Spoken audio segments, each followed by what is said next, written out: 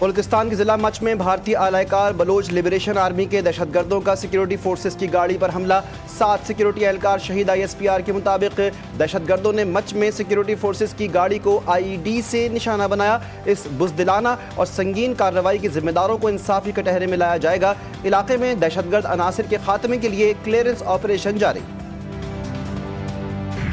وزیراعظم کا مسلح افواج کی سربراہان اور وفاقی وزراء کے ساتھ ISPR ہیڈ کوارٹرز کا دورہ۔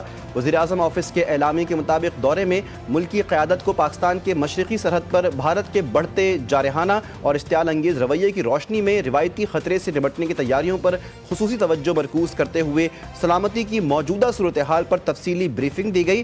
وزیراعظم نے کہا کہ پوری قوم مسلح افواج کے پیچھے کھڑی ہے۔ پاک فوج پیشہ ورانہ اور منظم افواج میں سے ایک ہے۔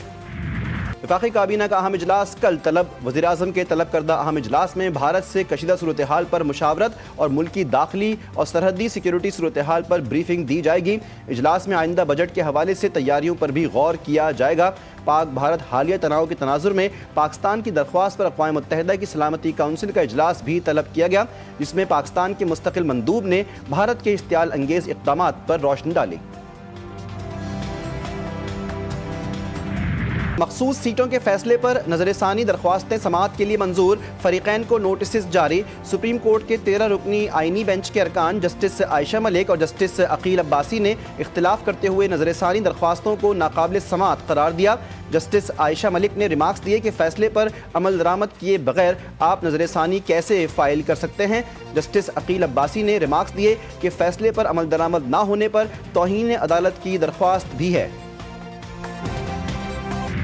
پاک بھارت کشیدگی، وزیر خارجہ اسحاق ڈار کے مختلف ممالک کے وزراء خارجہ سے رابطے، قائم مقام افغان وزیر خارجہ عامر خان متقی سے ٹیلی فونک گفتگو۔ افغان ہم منصب کو موجودہ سلامتی کی صورتحال سے آگاہ کیا۔ اسحاق ڈار نے قیام امن کے لیے پاکستان کے عزم کو دہرایا۔ دونوں رہنماؤں کا امن و سلامتی کے فروغ کے لیے اعلیٰ سطح روابط کو برقرار رکھنے پر اتفاق۔ India claims to fight terrorism, but let us ask, how can you fight terrorism while practicing state terrorism in Kashmir? Pakistan has suffered from terrorism. I say this to India and the world. Terrorism cannot be defeated by tanks alone. It must be defeated by justice. Kashmir is not India's territory. Pakistan had no hand in that crime. We do not export terror. We are the victims. Bharat فیصلہ کر لے جنگ یا امن، پاکستان کی امن کی خواہش کو کمزوری نہ سمجھا جائے۔ بلاول بھٹو زرداری کی بھارت کو للکار، قومی اسمبلی کا پورا ایوان بھارتی جارحیت کے خلاف یک زبان۔ بلاول بھٹو نے سنتاس معاہدے کی معطلی کو انسانیت کے خلاف جرم قرار دے دیا۔ کہتے ہیں پاکستان دہشت گردی برآمد نہیں کر رہا بلکہ خود دہشت گردی کا شکار ہے۔ پاکستانی قوم نے ڈر کر جینا نہیں سیکھا۔ بھارت پاکستان کو اپنی نااہلی کا ذمہ دار ٹھہرانے کی کوشش کر رہا ہے۔ بھارتی دہشت گردی کے شبائے سری لنکا اور کینیڈا تک ہیں۔ ریاستی دہشت گردی کرنے والا کیسے ایسا دعویٰ کر سکتا ہے؟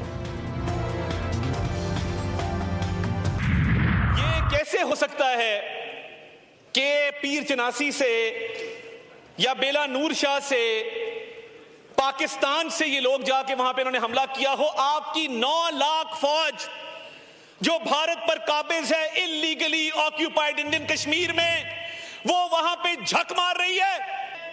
پتہ ہے کہ پاکستان کا پرچم وہاں پہ ممانعت ہے، مگر آج بھی مائیں بہنیں اپنے بیٹوں کو، اپنے بھائیوں کو پاکستان کے پرچم میں دفن کرتی ہیں۔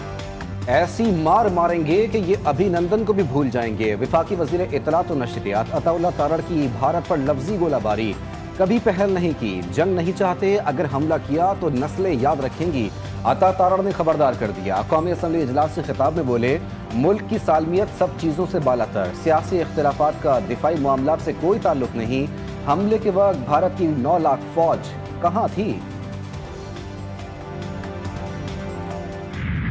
اگر اللہ نہ کرے ہمارے افواج اتنی صلاحیت رکھتا ہے، ماضی میں بھی ثابت کہ وہ LOC سے آگے آ بھی نہیں سکتے، مگر اگر فار ایگزامپل آ گئے تو ہماری قوم ہر ایک بندہ فوجی ہے۔ मोदी ने अपनी नाकामियां छुपाने के लिए पाकिस्तान पर इल्जाम लगाए। भारतीय बयानात खत्ते के अमन के लिए खतरा है। मुस्लिम लीग नून के रहनुमा अमीन मकाम कहते हैं हम एक कौम हैं और पाक फौज के साथ खड़े हैं। एमक्यूएम रहनुमा फारूक सत्तार ने पहलगाम वाक़े को भारत की नाकामी करार दिया।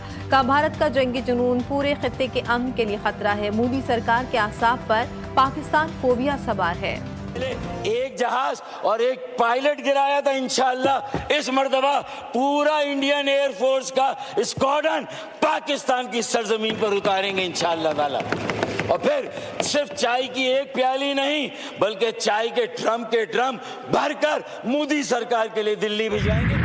अक़वाम मुत्तहिदा की सिक्योरिटी काउंसिल में भारत का घिनौना चेहरा बेनकाब। पहलगाम वाक़े पर भारतीय इल्ज़ामात सख्ती से मुस्तरद। पाकिस्तान का कोई ताल्लुक नहीं। शफ़ाफ, आज़ाद और बैनुल-अक़वामी तहक़ीक़ात में ताउन पर तैयार। सलामती कौंसिल इजलास में पाकिस्तान ने अपना मौक़िफ़ आलमी बरादरी के सामने रख दिया। भारतीय इश्तियाल अंगेज़ी से सलामती कौंसिल को आगाह कर दिया गया। मुस्तकिल मंदूब आसिम इफ्तिखार बोले सिंध तास मुआहदे से पीछे हटना आलमी कवानीन की खिलाफ वर्जी है। पानी रोकने के इंतहाई ख़तरनाक नताइज निकलेंगे। भारत का तर्ज़ अमल दुनिया भर के लिए ख़तरा है।